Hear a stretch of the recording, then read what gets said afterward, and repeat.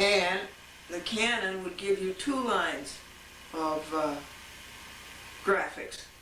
It would say Glendora and then 914, 949, 9495 on 2 different lines. But Sony doesn't do that. And both of them had the bad feature of putting the graphic right through the middle of the screen. It should be down at the bottom. What do you think we should do? I have some jokes for you. The foreman of a coal mine hired a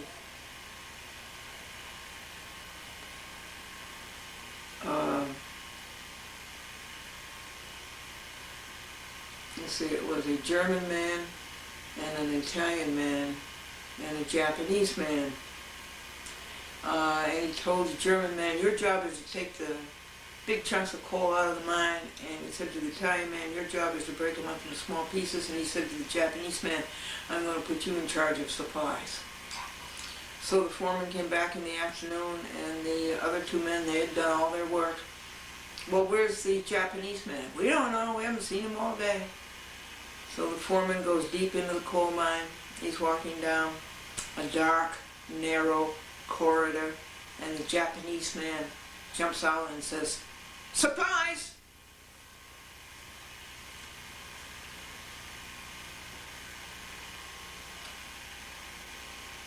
I've got quite a few legal papers to present to you. You must know the deplorable state that the United States courts are in, the district courts, the appeals courts, and the Supreme Court of the United States. What terrible, terrible, terrible shape they are in, and how they are denying you justice daily, and how they are ruining America daily. And then there's all that footage I took for you. 2-3 hours of footage. And now you can't hear it, you can just see it.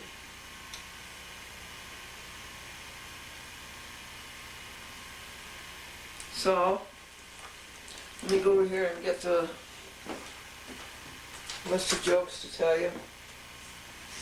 Why does a doctor tiptoe past the medicine chest? Right, so he will not wake up the sleeping pills. And the operator says that'll be $1.89, and the customer says, but operator, I asked you to reverse the charges. And she says, okay, that'll be $9.81.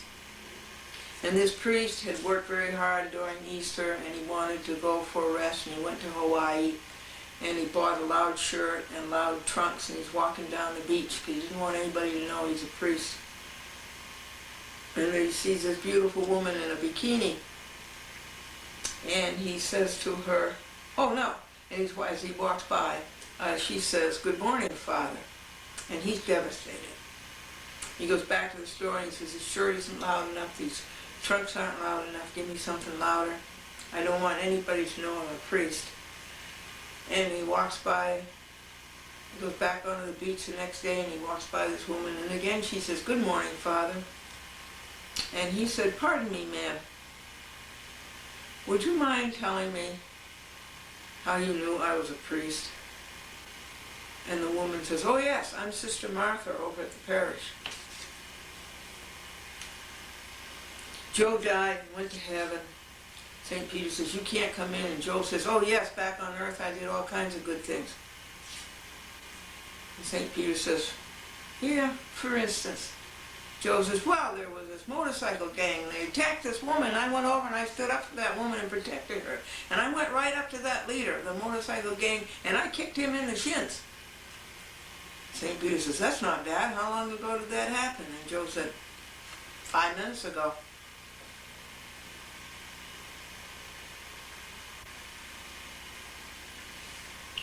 Mrs. Morgan was trying to impress on the children, teach them the new word, perseverance. Persevering. She says, why children, what would you call a man who stares straight ahead? He neither looks to the left nor to the right. He just concentrates straight ahead on where he's going. And nobody can distract him. What would you call such a man? And the kid said, a truck driver on I-95.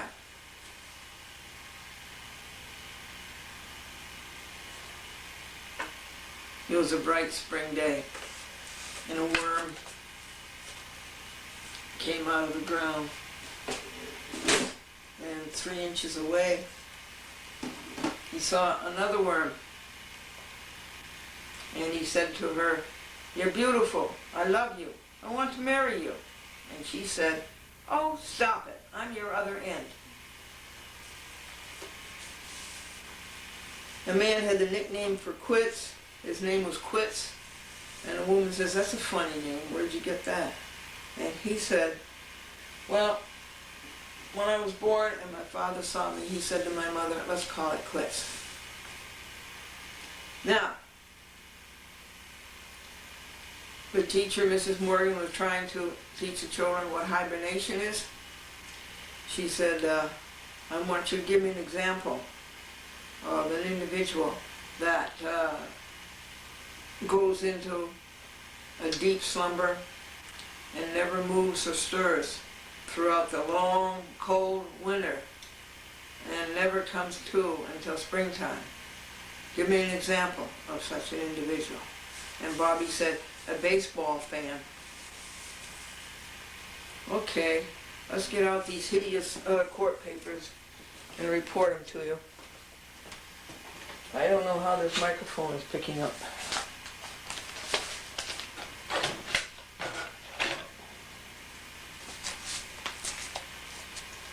Okay, this is the tumultuous and ineffectual Second Circuit, United States Court of Appeals. And this is Glendora show cause why the Second Circuit should not stoop to Nazism. See, what this is all about is that they have these bad judges and they think that they can go in, they can go on day after day, ad infinitum, violating people's rights, denying them justice, and running everything for their own self-interest. And I don't think that we should put up with that. And so I write judicial conduct complaints of judicial disability and misconduct on these bums who are atrocious Americans. You know, on George Washington's birthday, I wrote this, and I don't know who the judges are because these complaints go back over 2 years, and they are so inept and so cowardly and so cheap and so dirty and so cheaters that they let it go 2 years without answering them. And I think the judges are, well, I know one of them is the Chief Judge, John M. Walker, who is a cousin of George Bush, and Michael McCasey, who's an outrage, United States District Judge in the Southern District of New York, Manhattan, 500 Pearl Street, and a judge in Vermont named Garvin Merther, who says it's all right for a landlord to refuse to let a tenant fly the American flag. And Robert Sweet, he's unbelievably low, and maybe Rena Raji, and I don't think Eileen Ross. But anyway, there's 5 judges and they let them all pile up, all these complaints. They should have answered them as soon as they got them. Of course, you know what their answer is going to be. "Oh, well, you're complaining to the judge because he ruled against you. And your statements are conclusory. And they are unfounded. And these are all lies. You're complaining about the judge because he's inept and he isn't doing his job for you. And the statements that you make are all supported by the record, right there, in black and white, in broad daylight, is the record of these bumps. And so Glendora says, show cause number 1 is that the way to end judicial misconduct and disability complaints is to stop judicial misconduct and disability. Glendora is not the cause. You are. You do not do your job. See, they want to stop Glendora from complaining about judges. And so the way they go at this is Nazism and Gestapo, and say, you can't complain anymore about judges. We're not going to let you complain about, is that constitutional? Is that American? No, but it certainly shows how bad they are. To show cause is that you have the wrong law. The right law is Title 28 U.S. Code Section 351. It used to be 372, but they don't keep up to date, and they never knew the old law. 3, but even when you have the right law, you misapply it, or you don't apply it at all. 4, show cause, number 3, is that you can't impose sanctions monetary on Glendora because she has no money. Her finances are liquid assets. Everything's gone down the drain. She wasted all her money on the courts before she found out how bad they are and how crooked they are. Glendora wins, Second Circuit loses. This is really a great victory. This is a tremendous victory for an old woman, 74 years old, a poor person, and a pro se, to bust the Second Circuit and make them get down on their knees. This is really a great victory. For Glendora, it ends with a bang, and for the Second Circuit, it ends with a whimper. How is it you take months and months to get out a paper and then encapsulate us into 3 days? It's too much golf and too much racquetball, spelled R-A-C-K-E-T-B-A-L-L. You should not deadline your papers by the date you receive them. How can Glendora be responsible for the vagaries of the United States Postal Service? You should make the deadline postmarked such and such a date. It has to be postmarked by March 5th, not received by them March 5th. And even the United States Supreme Court knows enough to do that. You know this, quote, order to show cause, unquote, is a hoax. You already know what you are going to do, and you act in bad faith. Your so-called order is, quote, frivolous, vexatious, and malicious, unquote. Glendora can always complain to Congress about you bad judges. It doesn't take a Section 351 to complain about a judge. And she complains about you on TV. Voila. She is on 36 cable TV stations in America, Oregon, New Mexico, Connecticut, New Jersey. And when people ask Glendora, what is your show about? She tells them it's a comedy show. I report on what goes on in the courts. You should have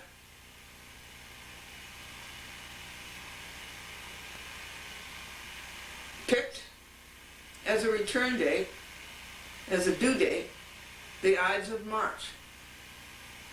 Do taxpayers pay for Madsen's pens? He uses so much ink. I gotta show you if I can find it. The signature of Bernard Madsen. He's a mad son, the son of a mad man. It's outrageous. Here. He's a clerk, a deputy clerk. Take a look at his picture, at his signature. And I want to know if taxpayers, if you pay for his pens, because he uses up so much ink.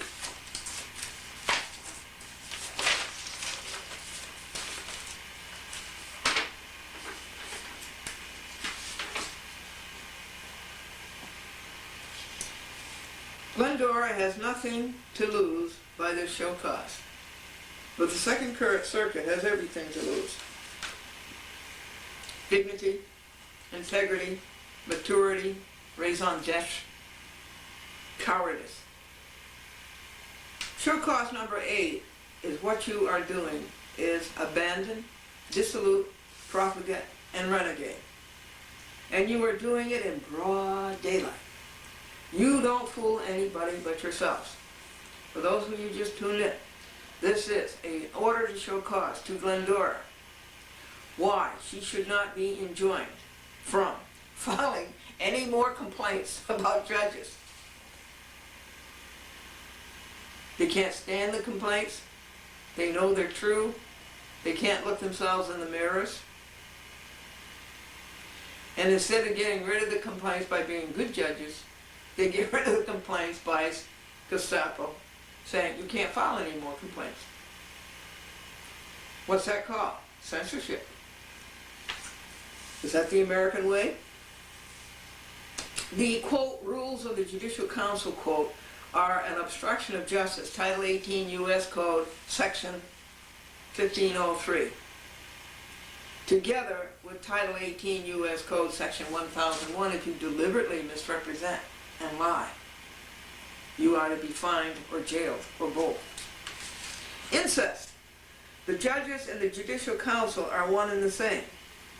You complain about the number of complaints that Glendora submits of misconduct and disability, but it is not her fault that there are so many bad judges who do bad things. It's not my fault. Your page 1 is a lie. Quote, little factual information, unquote. The factual information is in the record, but you just don't read it. Res ipsa loquitur. Things speak for themselves. About your page 2, Glendora asks, how else does she encounter judges? They say that my complaints about judges are based upon the judge's decisions and that you should appeal those. But that's not the story at all. That's not the whole story at all. And they say about Glendora, her litigation history. Well, right away they have shown blatant prejudice and bias. They don't want you to go to court. They don't want you to give them work to do. They don't want to face the bad guys who are their friends.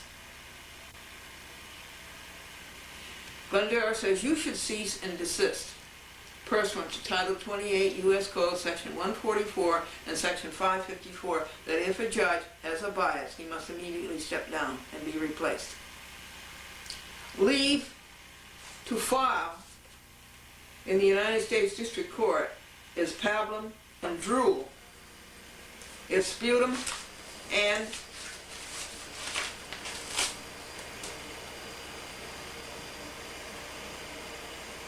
puking. Glendora would never file another action in the United States District Court, Southern District of New York. It is totally dysfunctional. This is why she files her actions all over the United States of America. Her own court is rubble. Now this is a good quote, but these people are so addled and pea-brained, they can't even make a good copy and send it to you. So I don't know if I'll be able to see this well enough to read it to you, but they are quoting what I've said about judges. And it's good stuff. See if I can find it.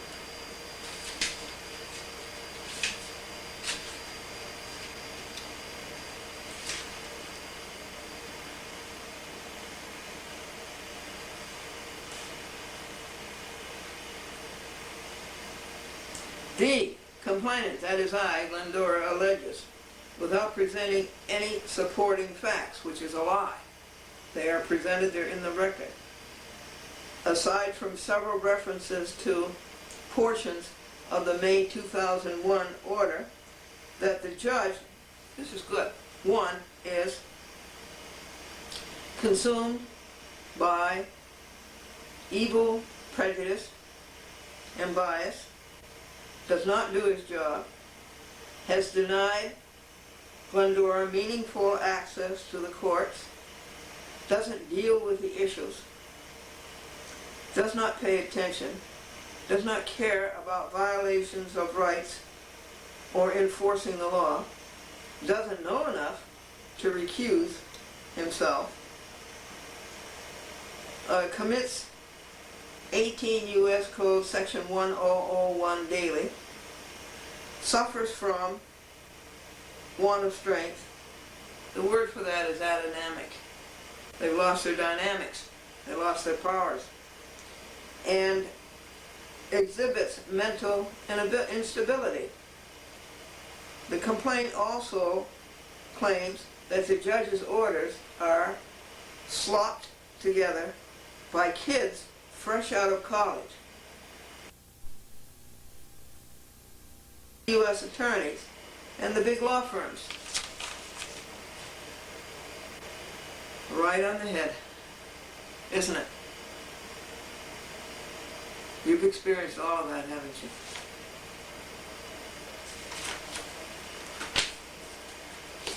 Okay,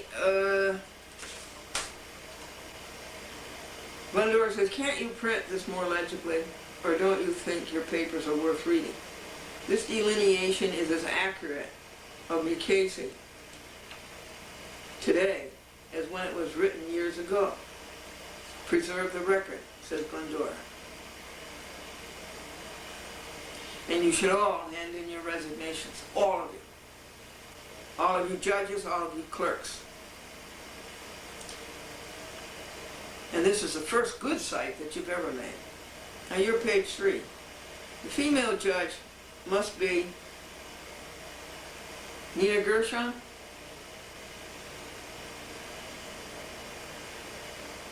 See, they go back so far you don't know anymore.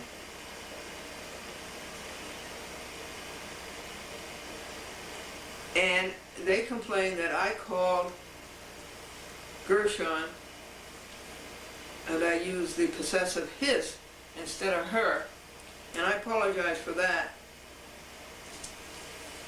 To call a woman a man is a demotion. Now,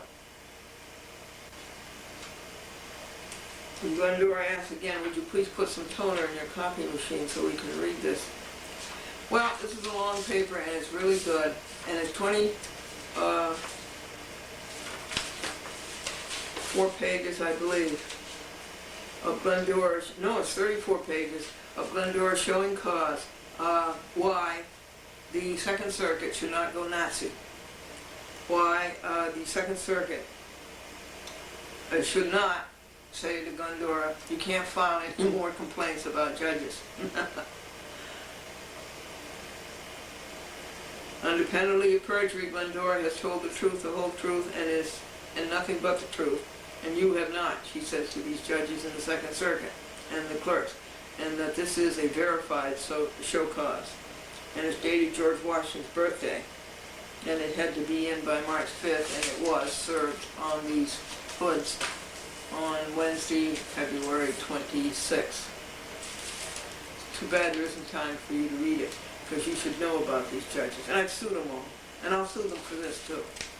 This is certainly a violation of an American's rights, and they're going to get sued for that, just like any common criminal. Okay, this new camcorder, this Sony. Thank you, Franklin. Thank you, Franklin. This new Sony camcorder does not have a remote control, so I have to get up and shut it off. This is Glendora, the chat with Glendora. And I'm so sorry that I won't be able to show you that footage that I took for you last week. Keep the courage flaming.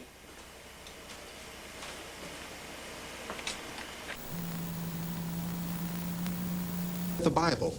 The Bible? I'm successful, I'm happy. What do I need the Bible for? I can get more from the Wall Street Journal. But that made me curious. So I decided to take a second look. I'm on my feet all day. When I go home, I just want to turn on the TV and relax. But read the Bible? All those these and thous and begats? Who wants to struggle with that after waiting on customers all day? But then a friend showed me this version written in modern English, and I was surprised.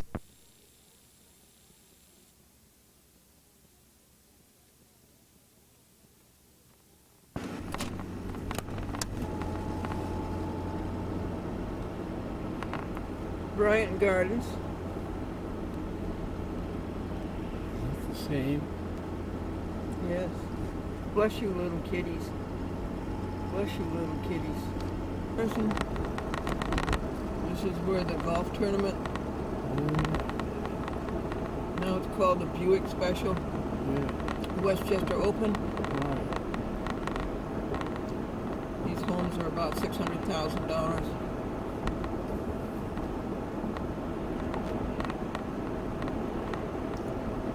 Janine Pirro used to live here.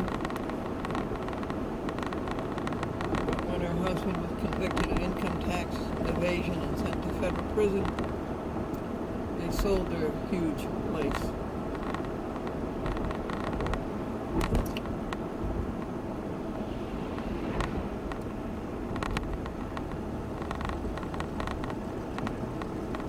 So this is wealthy Westchester and very unhappy Westchester. People are not happy here. Why? Well, I think it's because they're so acquisitive.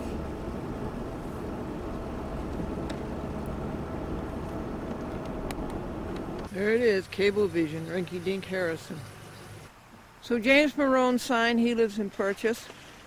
And Murray sign, working for BCH. So, thank you very much. And I gave them each an envelope to tear off the heading off of a utility bill to send to Peekskill. Oh boy. And you want to know, there's one person working in customer service. Ralph is on vacation, I assume in the East Hamptons. And then in that rest of that whole building, they just have one person left. So I asked customer service Dennis what his name was, and Dennis didn't know. And nobody answers the door. I've been on that cable TV station since 1987. And this is a violation of my first come, first served right. I'm there for the rest of my life. And Charles Dolan keeps breaking the law. So we caught you, Charles Dolan. And Nobody working. nobody filling in for Ralph. Yes, Dennis was filling in for Ralph. But the main thing is that here's this great big building. There's only 2 people there. And Christine Savarino is out more than she's in, but I'm glad of that. I wish she was out forever.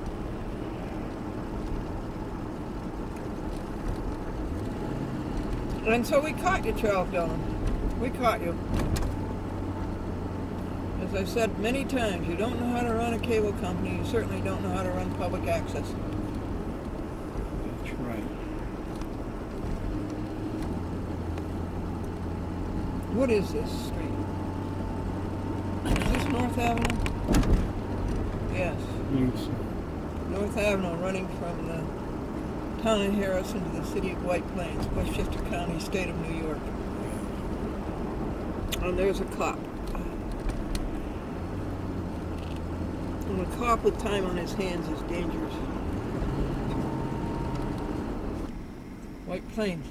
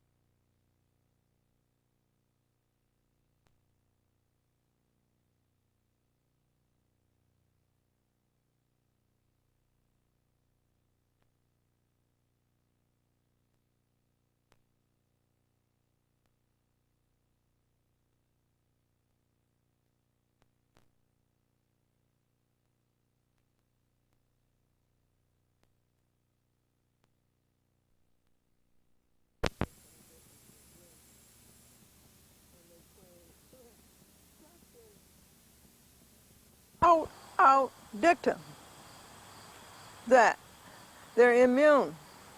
They are not immune. You can go out and break the law in the state of New York and the United States of America and say, that's okay, I don't have to live by the law. Well, they can't, okay, and they're lying. Congress made no such law. The New York State Public Service Commission is not immune, not by any stretch of the imagination. And they're not going to get away with it, are they, folks?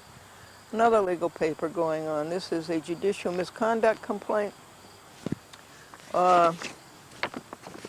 and judicial disability complaint against those two judges in Minnesota, Lebedoff and Davis, who violated their oath to the Constitution of the United States,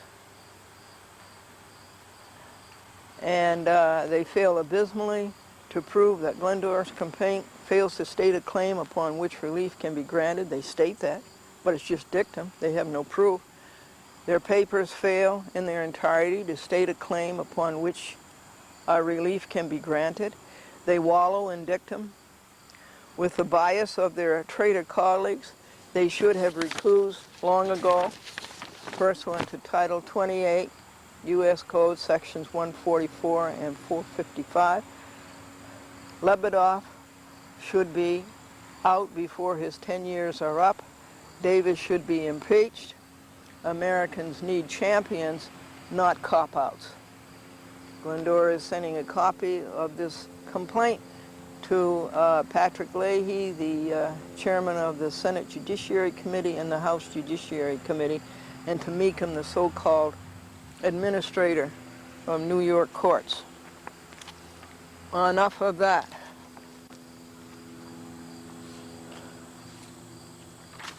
Let's have a joke. A man went to a pet store, and he wanted a pet, and he wanted something small and companionable and friendly and something that he could carry around with him. So the owner of the pet store says, well, how about a centipede? A centipede? The man says, okay, I'll try it. So he takes a centipede home in a box, and he lifts the cover of the box and he says, hey, centipede, you want to go to lunch? No word, not a word from the centipede. 2 hours later, he opens the cover of the box and he says, centipede, I know a great place for lunch down on Main Street. Don't you want to go with me? Centipede doesn't say anything. 2 hours later, he opens the cover of the box and he says, centipede, you're going to go to lunch with me? And the centipede said, I heard you the first time. I'm putting on my shoes.